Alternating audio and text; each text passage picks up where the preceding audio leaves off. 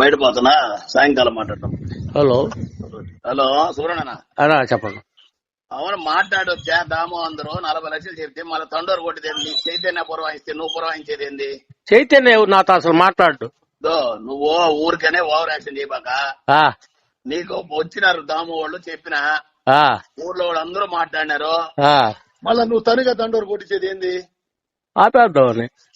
ఏంది ఆపేసేది? లారీలు ఎందుకని? ఇప్పుడు ఒక రోజుకి 200 టన్నులు బయట పోతుందా?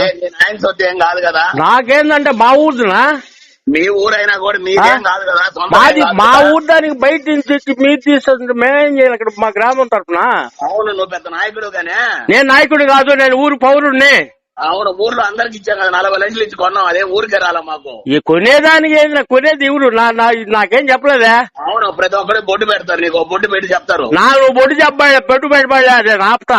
నీకు చెప్పినావు, నువ్వు వినకపోతే ఆపు, అట్టే చూస్తా. నువ్వు ఎప్పుడు చెప్పాలి నాకు?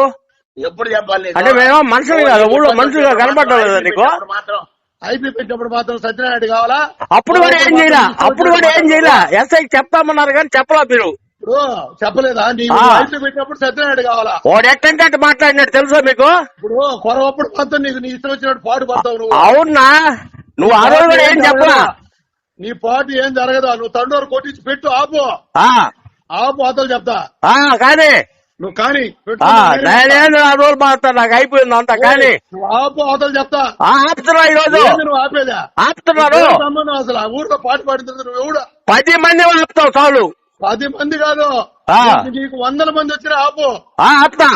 నువ్వు ఆపు అవతలు చెప్తా. నేను ఏం తమాషా ఉండదు నీకా? నీకు తమాషాగా ఉందా? అట్టే వస్తాను, అడే ఉండు. వస్తాను రా. తమాషాలు పడుతున్నావేమో నువ్వు తమాషాలు పడుతున్నావు, నేనేం పడుతున్నావు? నీకు బుద్ధి ఉందా?